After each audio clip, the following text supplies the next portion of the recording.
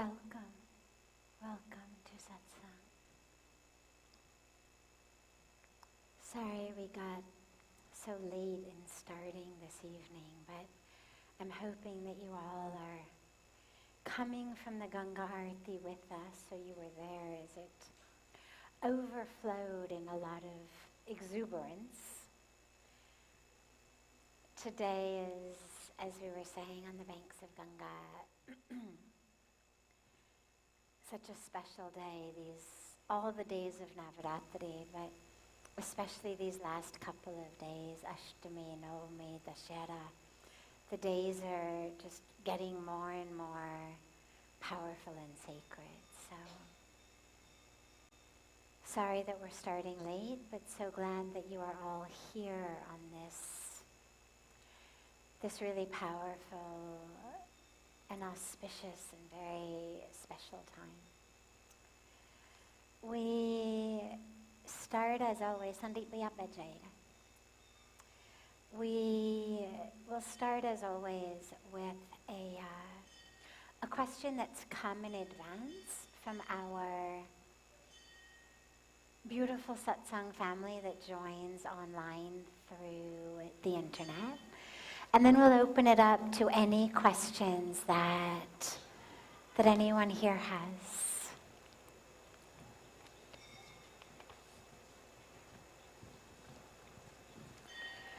I have been working on self-love for many months, and I find it difficult to be able to love others and even myself without expectations.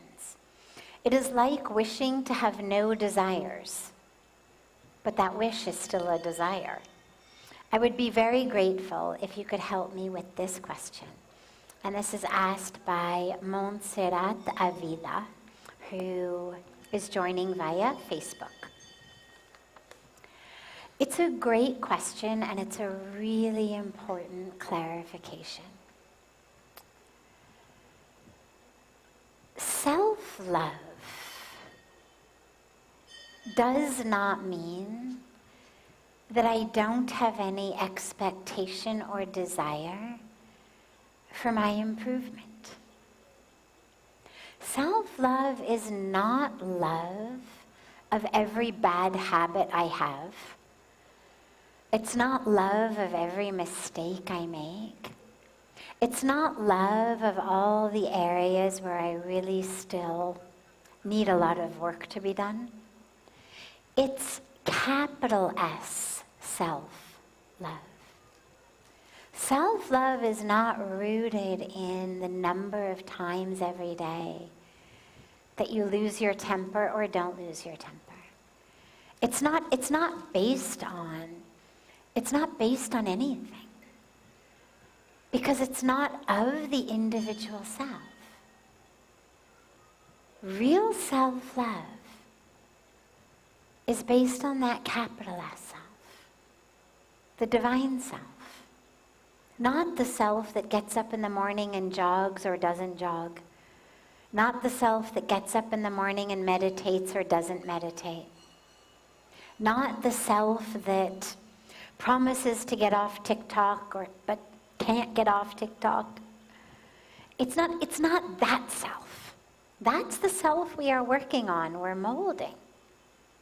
We're always working to make our bodies healthier.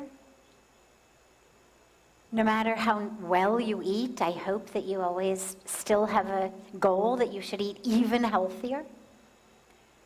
No matter how great you are about, an exercise program, a yoga program, there's always places that we can be better about it. And these are wonderful things to work for. No matter how generous and giving and sharing and loving and selflessly serving you are, I hope that you're always looking for more ways that you can improve. Ways that you can be more selfless, more humble, more accepting, more just an instrument in the divine's hands. So self-love is not, I am perfect, therefore I love myself. Because then when we do something that doesn't feel perfect, that love goes away. So self-love is love of that which is always perfect. Meaning, it's spirit, it's soul, it's divinity. It's not you hitting the snooze button and going back to sleep when you should be meditating and jogging. That's the part of you that you should be strict about. You don't want to accept that, because then you just get, sick and lazy, and you don't meditate, and everything kind of falls apart all around you. That's not what we're looking for. So it's acceptance of the divine truth of who you are. And simultaneously, desire to do this human experience and experiment a little bit better. But those two pieces have to be held simultaneously. It's not either or, it's both. Yes, you are perfect. Yes, you are divine. Yes, you are whole and complete and everything. And if you keep hitting that snooze button in the morning, punish yourself. Work harder. Work more sincerely. Be more generous. Be more humble. Be more selfless. Be more compassionate. Yes, and desire and expectation. So desires, you're right. The desire to be desireless is itself a desire. It's something that doesn't make sense until we look at it beyond just the tagline. So the tagline that says, be desireless, you're right. Not only does it not make sense, but it actually is impossible. Unless you are so severely clinically depressed that you literally lie in bed all day long and cannot even bother to get up to have a glass of water or some food. I mean, literally that is the only category of person who is entirely desireless. You look at enlightened masters. Well, there is a desire to help more people. There is a desire to alleviate suffering. It's why they are here. It's why they're here in bodies, rather than having dropped the body and been just in divine union, moksha, not coming back on earth. They are here because of a non-karmically binding desire to help others. So you're right. Desires are there, and desires are not bad. Desires are energy. You would never get out of bed in the morning if you didn't have a desire. And literally, this is a definition of clinical depression. Absolutely no desire for anything, not food, not a shower, not a glass of water, not a walk in the park, not a hug from your loved one, not a book, not work, not anything. It's clinical depression. It's severe. It's where you are just because before you become suicidal. So this is not something to be worked toward. It's something to be treated and cured. What we are looking for is a state of being in which we have desire, but we are not attached to that desire manifesting the way that we envision. This is what Bhagavan Krishna speaks about in terms of don't be attached to the fruits of your labor. So I garden because there is a desire for fruits and vegetables and flowers and trees, whether I'm going to eat them or generations after me will eat them. But there's a desire for growth. And when the monkeys come, or the cows come, or the rains come, and uproot your seedlings or saplings or plants or The goats come and the deer come and they eat everything. Okay. You plant again. You haven't lost yourself. You're not irate. You don't go in the house and get a rifle or a shotgun and, kill all the deer. You don't even think about it. You don't say, God, I wish I had a rifle and I would kill all the deer. You don't curse the deer. Okay. So maybe you were planting for them. You had a different idea. Maybe the universe had a different idea. This is how to work with desires. You have a desire for a project to work out, a well-meaning thing. Wonderful. Put your time and your energy, everything you have in it. And if it doesn't work, okay. The universe had a different idea. If you've ever seen a child, the very first time their sand castle gets washed away by the incoming tide, you realize what it's like to learn that lesson. The child builds the sand castle with this illusion that somehow exactly where the ocean is, a safe, 6-7 feet away, is exactly where it's going to stay. And during the hours of the construction of the sandcastle, or the digging of the hole, the tide is coming in. The child doesn't notice that the ocean is going from 7 feet away to 4 feet away to 2 feet away. And suddenly, a wave comes and over. It's part of childhood. They cry, they learn. Maturity is understanding that you're building a sandcastle and the waves are going to come and wash it away. And not losing yourself about it. Being able to enjoy the building of the sandcastle knowing that in a matter of a few hours it's just going to be sand. We work for our desires fully, sincerely, completely, with everything we have. That's our dharma. And we recognize that who knows? There may be a cosmic ocean that's going to come and level it all. We don't know. But it's not in our hands. That's the point. That's the teaching of the Bhagavad Gita, is your role is only in the doing of it. My role, God's role, Bhagavan Krishna speaking when he says my role is in the manifestation of it. Don't worry about it. It's not your job. Don't pay attention to it. Don't be attached to it. Your job is the sincerity, the wholeheartedness of the work. My job is what happens to it. So that's the desire expectation wheel. Absolutely we have desires. No problem, it's wonderful. I desire every day.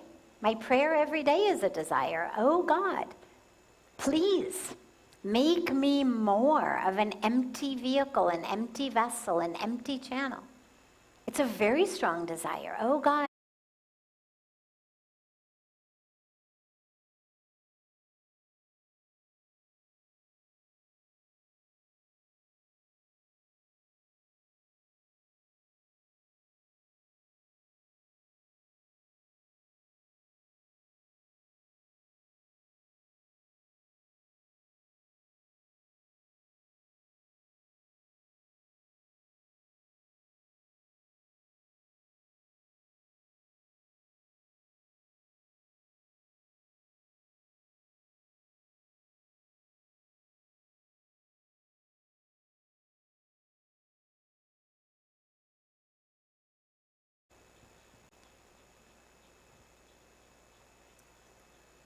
So this is interesting. Okay. As I drop deeply into this, what I realize is spiritual perfection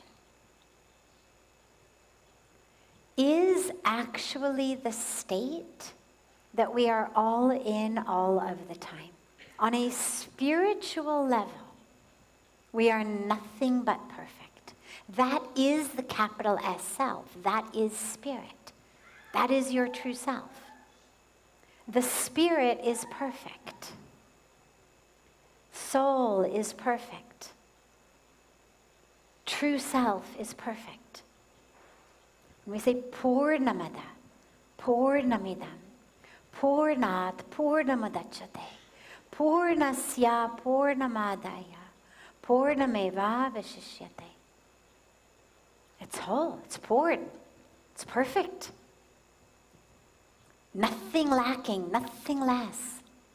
On a spiritual level, we are perfect. On the human level, the level with the body, with the mind, this karmic package, this incarnation, we do spiritual practice, our meditation, our yoga, our seva, our japa, our satsang, to remind us of the spiritual perfection that we really are, to reconnect us with that spiritual perfection. Does that make sense? Great. Wonderful. Yeah. Thanks for diving into that. Yes.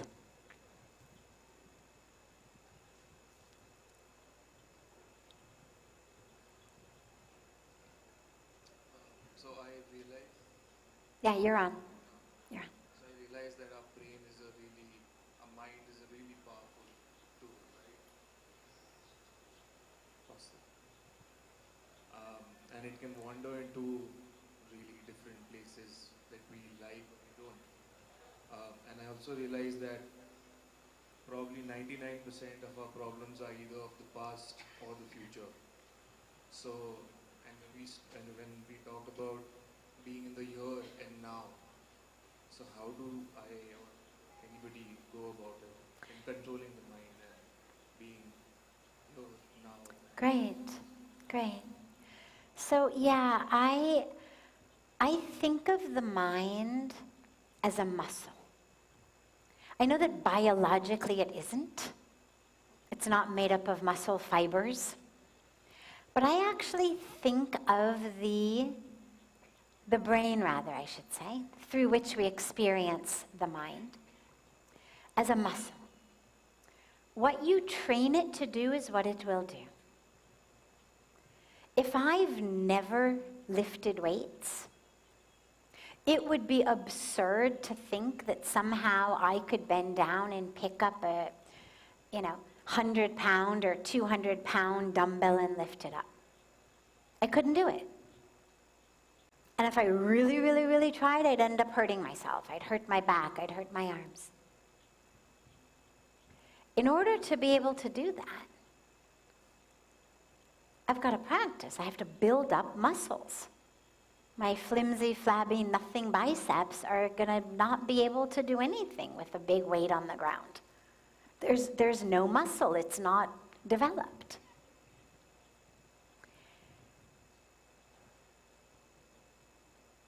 You put us on a basketball court or a soccer field or sitting in front of a piano. Well, if you haven't developed the muscles in the actual body and the muscle memory in the brain of how to dribble and throw and run and catch a ball, you're going to be a disaster in the game.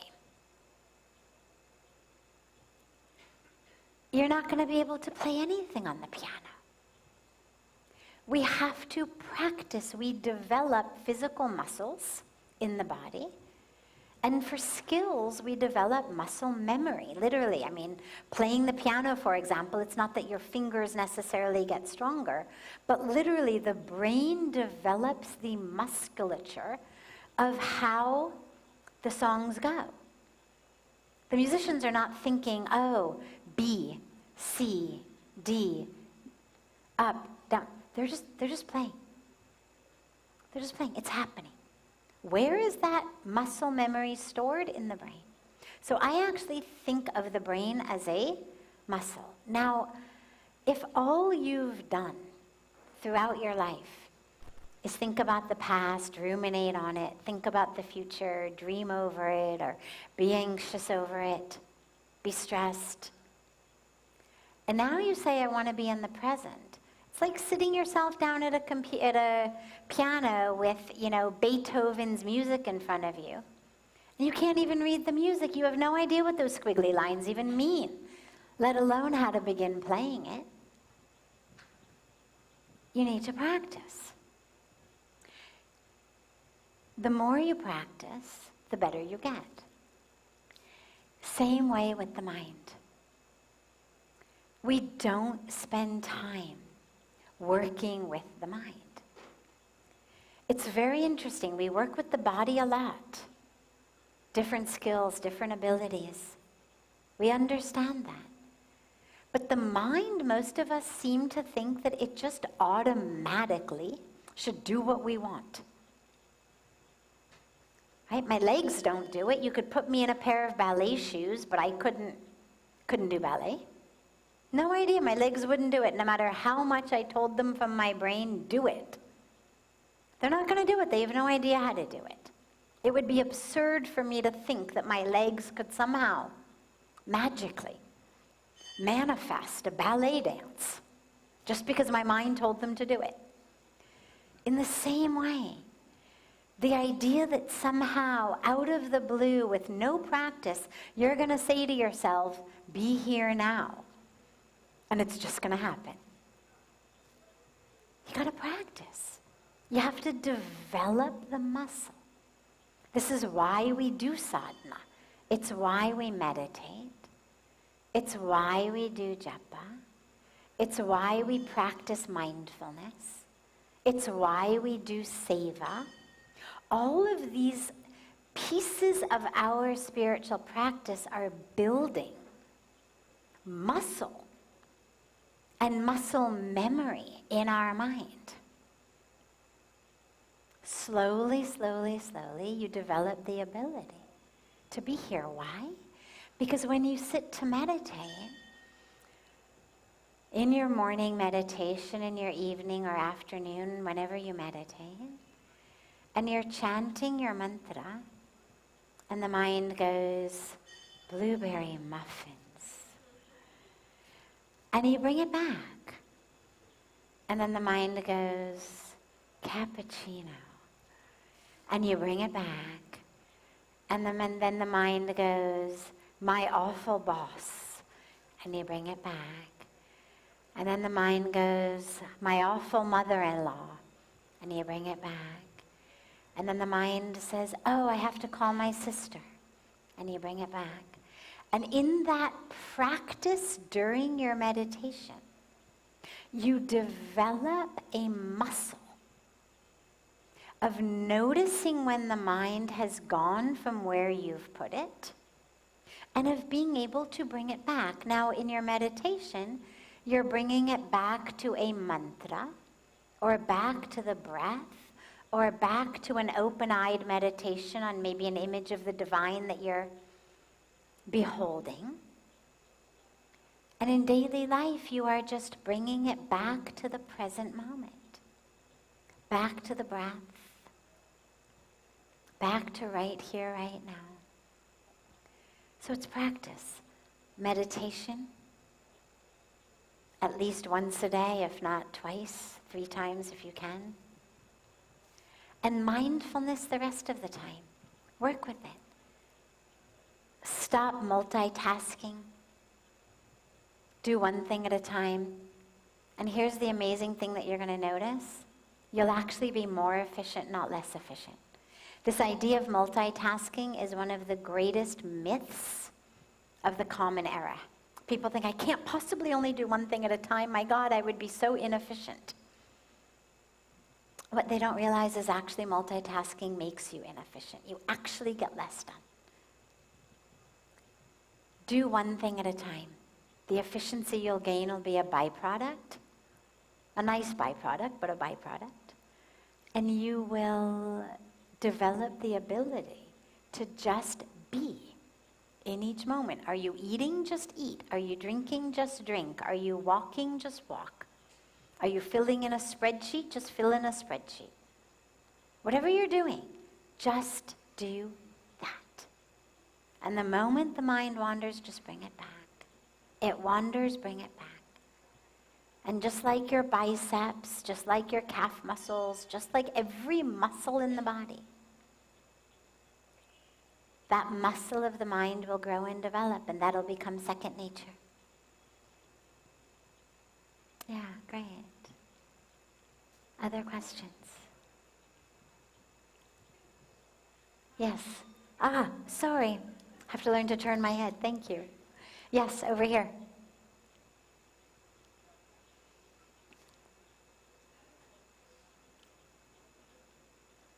But come over here if you don't mind. It'll just be easier. Thank you. Easier to see you fully? Yeah, just somewhere where I can then look at you fully. Yes. My question is around what you were saying about being an empty vessel. Along with meditation and mindfulness, are there any other things that you would suggest that people can do to become more of an empty vessel? Beautiful, yeah. Becoming that empty vessel. It's a practice also, and it's a very conscious practice. The mind is very good at accumulating stories. It wants to tell stories about everything. Somebody smiles at you, the mind tells a story. Oh, that's a very nice person. Or, God, I must look good today. Either way, it's going to tell you a story. Or, oh, this is a very friendly group of people. Nice people in this city. You're going to concoct some kind of story around that. Somebody's not nice to you. They're mean to you. They look at you in a not so nice way. Oh, God, that person is awful. Boy, these are yucky people. Not a nice town, not a nice city. That person is this. You concoct a story around it. The mind loves to tell stories.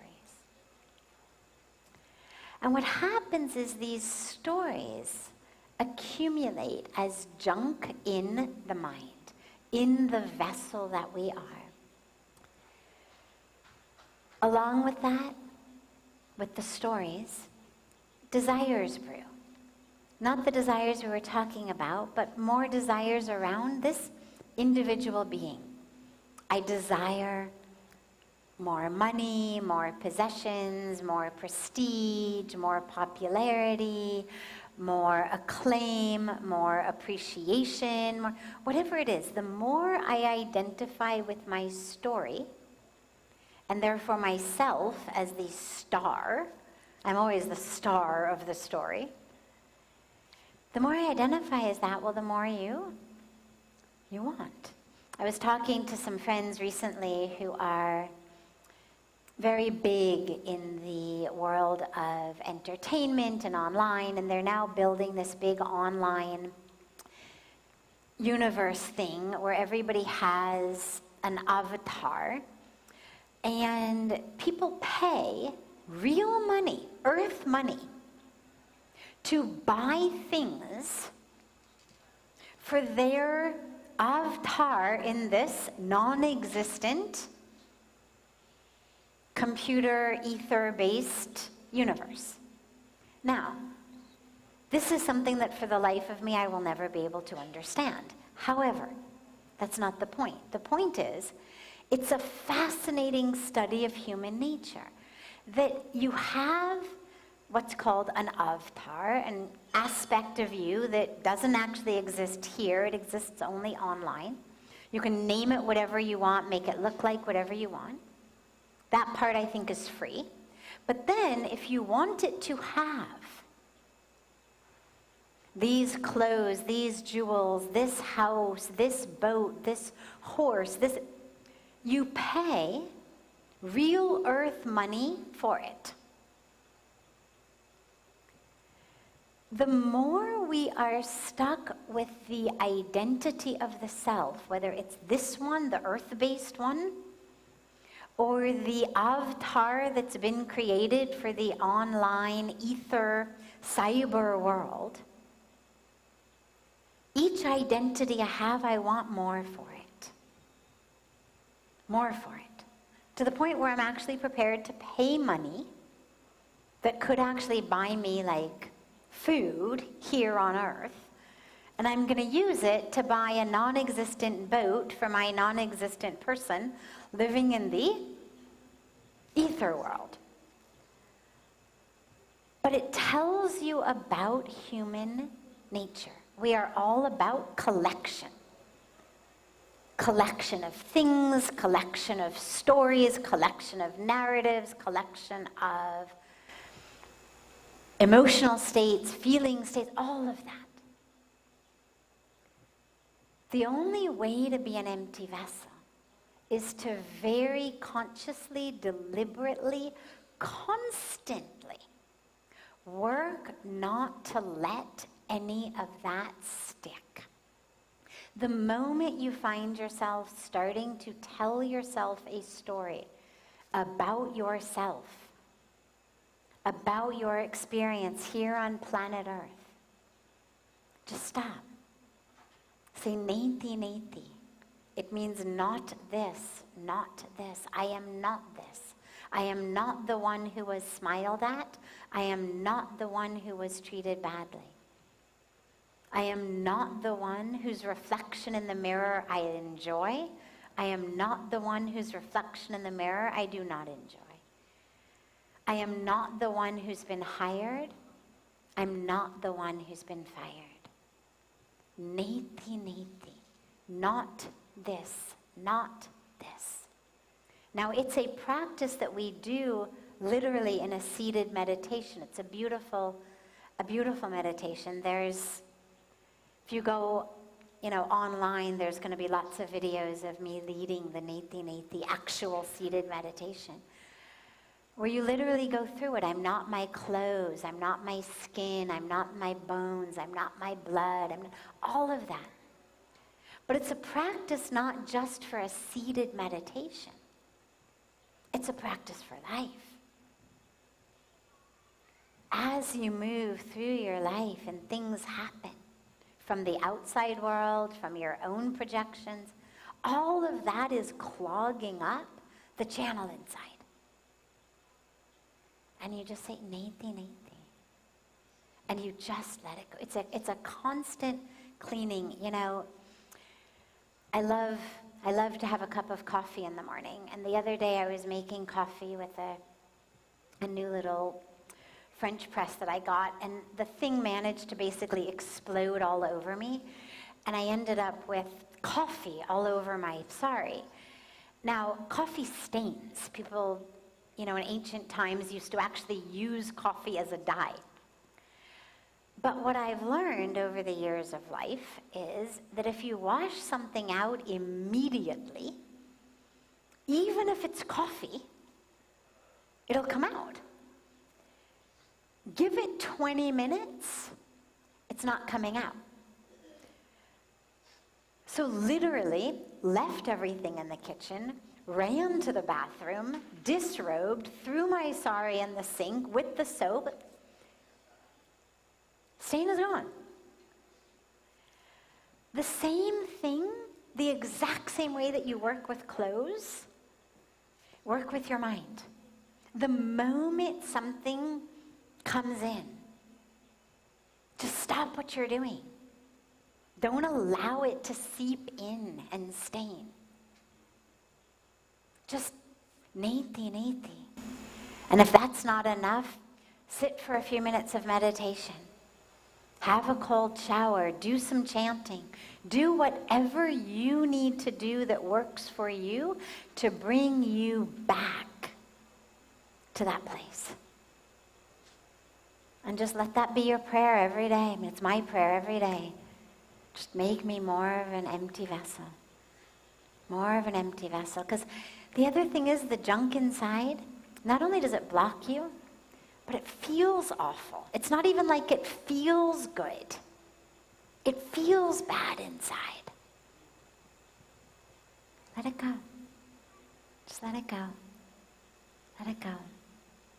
It's a beautiful gift that you will give yourself for the present And it's a beautiful practice to develop being that vessel. Beautiful. Have a wonderful, wonderful rest of your evening. We have again this evening the Shabri Ram Leela drama, dance, music program that's taking place down on the banks of Ganga from about 8. Last night it didn't start till almost 9, but I think tonight they'll be starting more on time, until about 10, with this beautiful team putting on the story of the Ramayana, but especially with that emphasis on Shabri and Shabri's story, but the whole Ramayana, but just from that beautiful perspective of the poor, low-caste village woman Shabri, to remind us to remove all borders and boundaries and blocks and distinctions from our life, what we call in Hindi Bhed Bhav, discrimination. To remind us that Shabri is the one to whom Bhagwan Ram went. Poor, uneducated, no frills, village woman. And even after he had been attempted to be seduced by Shurpanakha, this demonic beauty with whom he wanted nothing, he shows up personally at Shabri's house, arrives, eats her fruit, or rather the peels of her fruit, because she's in such ecstasy, she's throwing away the fruit and feeding him the peels. But as we listen to the story, we remember that that presence of God in our life is not about the degrees you have, or the accomplishments you have, or the money you have, or the beauty you have, or the frills you have. It's just all about the devotion in your heart. And that's literally what brought God in the form of Bhagwan Ram right to her house. So if you're feeling separate from God or longing for more of that divine connection, it's a beautiful reminder of just what we call bhakti ki shakti, the power of love, the power of devotion, the power of purity. So hope that you will all join us there for the beautiful Shabri Ram Leela. It's going on last night, tonight, and tomorrow night. And look so forward to seeing you all again tomorrow. So much love.